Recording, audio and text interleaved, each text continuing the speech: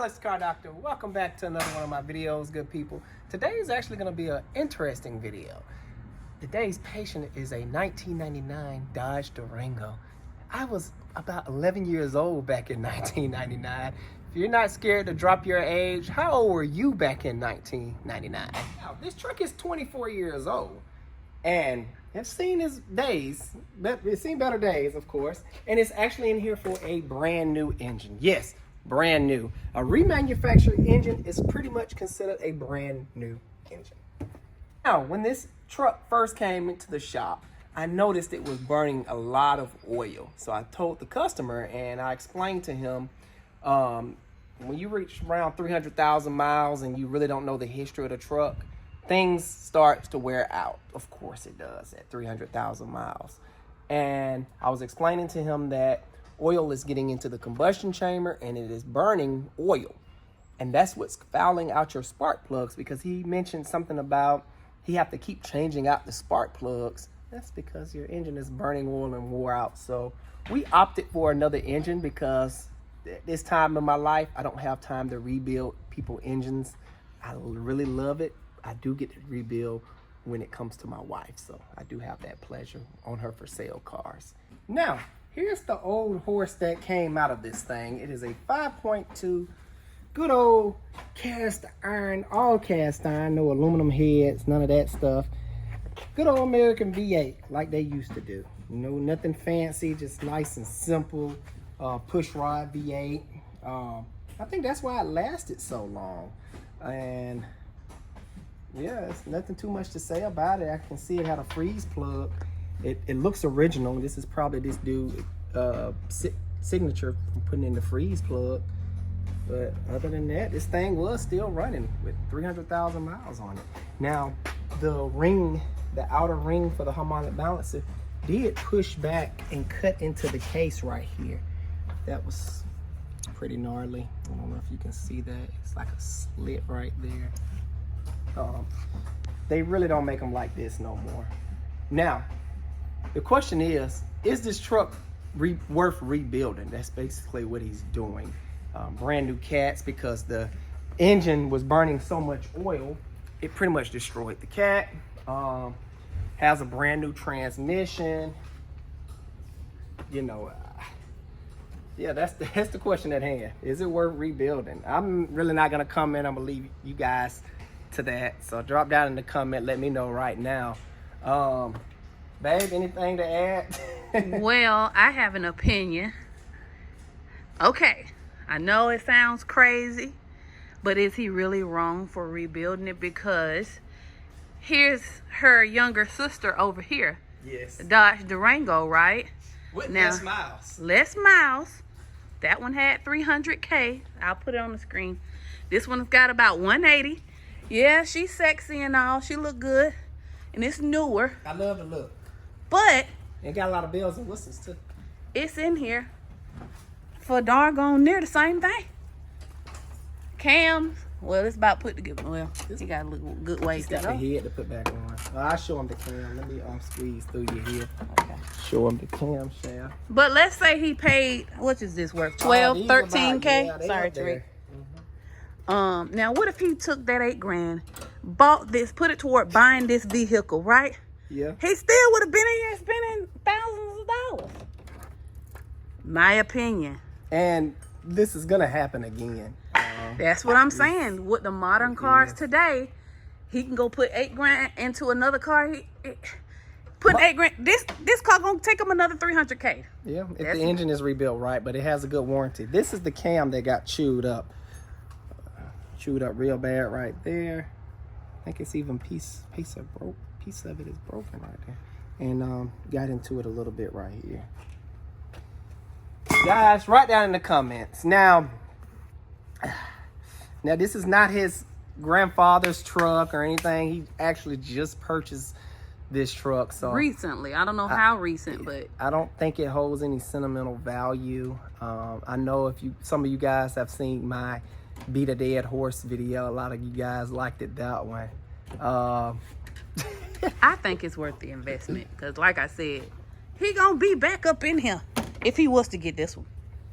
or any of the big three today. Well, I do know they don't make cars like they used to, meaning they're making them to fail. With Chrysler world's greatest engine, which is the 4-liter inline 6, they stopped making them because they weren't failing enough. They're not failing, they're not in the shop. They're not in the shop, dealerships are not getting paid. They don't like that. They like your money. They want to see your wallet open, in my opinion. So, yeah. Hey. This car is gonna outlast him. Watch what I tell you. I'm telling you, he can get another 300K. Can he? The question is, if he was to go out and buy a new car today, can he get 300,000 miles? It's hard. That's I've seen what I'm saying. Pentastar's get 300,000, but it's far After few they in do the between. lifters, or possibly the cam and oil cooler and whatever. I took a look at that cam. That cam has some nicks on it, but it wasn't ticking. It still purred like a kitten. I'm gonna let them hear it crank. I'm gonna insert clip here. They don't make Durangos like this no more. Check out the mileage on this thing. 350,000 miles. It's still purring like a kitten. Yeah, she got quite a few issues, but she runs and shifts, so. Hey, that ought to tell you a lot. So, guys, that was my 2 cents about this truck, and that was my wife 10 cents about it. Guys, write down in the comments, let me know what you're thinking, what you think, and I'm very interested to know what you guys are really thinking. So make sure you drop down in the comments. In the meantime, I'm gonna let my tech get back to getting this thing back together so we can hear it run. I'll show you guys that in a little bit with a little camera magic. Alrighty, guys. Unfortunately, some things have happened with one of my technicians, and he's in the hospital. So y'all make sure y'all say some prayers for him. That left me with finishing up the Durango. I'm actually working on the exhaust right now. I don't know if I mentioned before, he's also getting a brand new catalytic converter and brake line. The reason he's getting the brake line because if you look here, I think he said he hit a tire or something and it bent this brake line real bad, and you can kind of see it's kinked right there. And probably a lot of you saying, oh, why don't I just bend it back in place?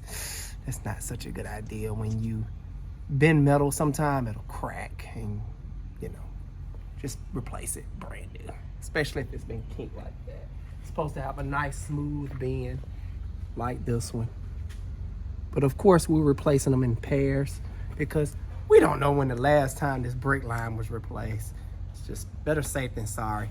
All right, let me drop it down and show you what's going on up top. But before I do that, let me finish up down here.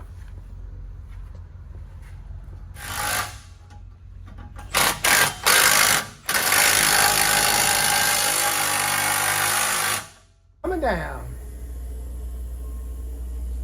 Already did the liberty of just checking over everything for him before he went into the hospital. I buttoned up some coolant leaks, tightened up some loose ends on some things, and set the distributor timing.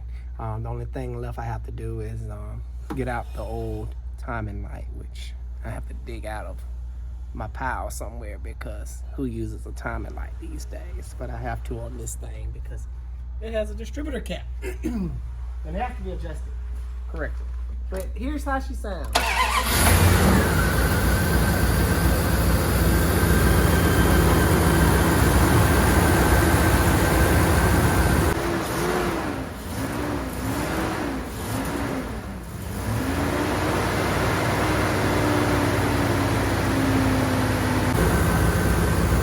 Pretty satisfied with that. Sounds really good.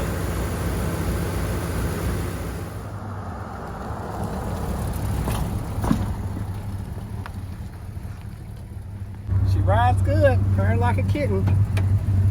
Show you guys what she looked like under the hood. I can open the hood.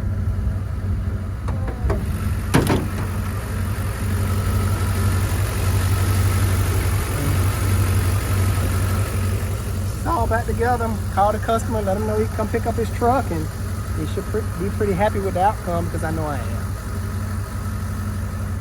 actually hear a little exhaust leak, so I'm gonna put it back on the rack. We did replace the catalytic converter, so the clamp probably just needs to be tightened just down a little bit more. Everything runs good with the engine other than that. Hope it takes them another 300,000 miles. Alex the Car Doctor out. See you guys on the next one.